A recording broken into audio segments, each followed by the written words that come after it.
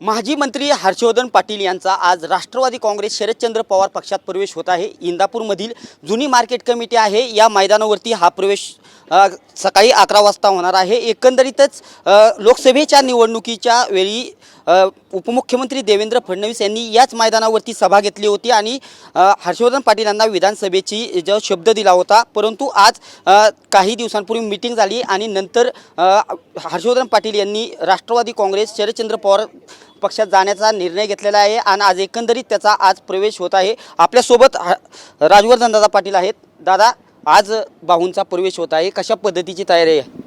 नाही, तुम्ही ह्या ठिकाणी बघू शकता की 10 ते 15 हजार लोकांचं आम्ही नियोजन केलेलं आहे आणि 4 आम्ही स्क्रीन पण इथं लावलेले आहेत आणि आमचा अंदाज असा आहे की 15 ते 20 हजार लोक येण्याची शक्यता आहे। त्यामुळे मोठ्या प्रमाणामध्ये इथं लोकांची व्यवस्था आम्ही केलेली आहे आणि खास करून महिलांची व्यवस्था आम्ही गावोगावी जाऊन आवाहन केले लोकांना की जास्तीत जास्त महिला पण ह्या कार्यक्रमाला आले पाहिजेत।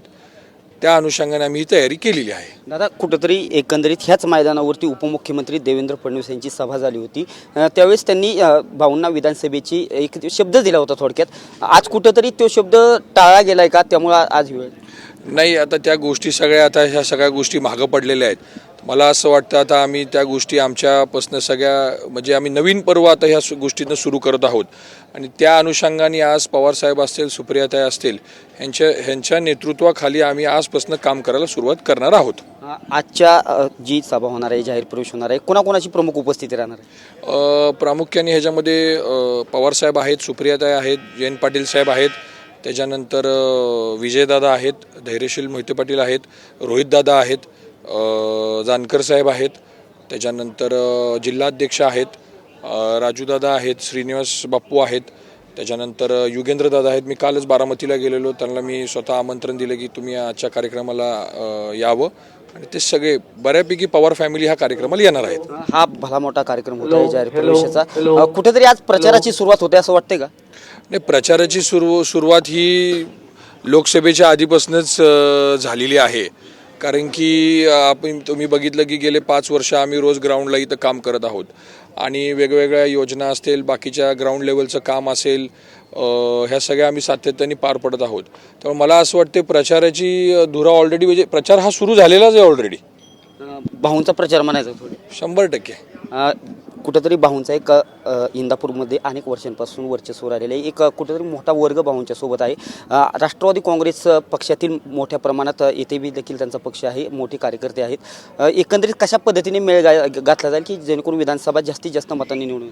नाही, ह्या सगळ्या गोष्टीचं नियोजन पक्षाच्या वरिष्ठ लोकांनी केलेलं आहे आणि मी तुम्हाला ह्या गोष्टी म्हणजे चॅनलच्या माध्यमातून एक गोष्ट सांगतो की कुठल्याही माणसाचा अपमान होणार नाही, प्रत्येक माणसाचा सन्मान होईल, प्रत्येक माणसाला मान सन्मान आमच्याकडनं दिला जाईल, आमच्या कार्यकर्त्यांकडनं दिला जाईल, ह्या गोष्टीची मी खात्री देतो तुम्हाला। आज जो प्रवेश होणार आहे लोकांचा कशा पद्धतीने म्हणजे गावागावात कालपासूनच आपण ह्या प्रवेशासाठी संवाद बैठका झाल्या, लोकांचा प्रतिसाद कशा पद्धतीने मिळाला?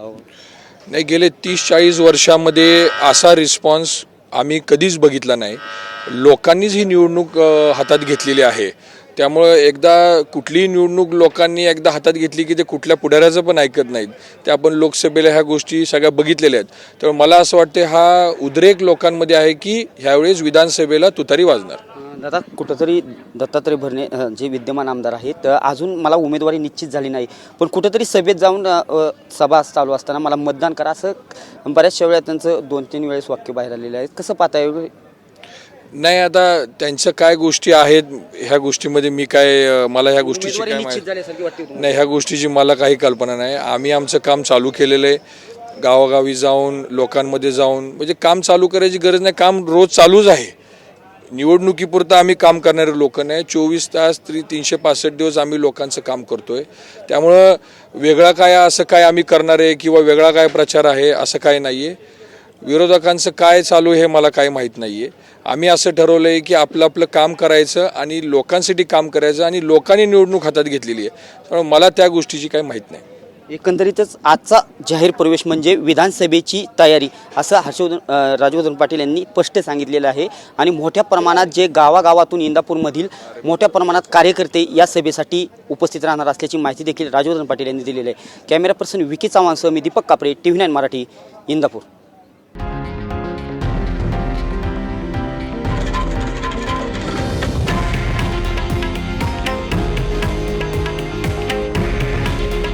हे आहे देशातील नंबर 1 न्यूज नेटवर्क आणि आपण पाहत आहात TV9 मराठी.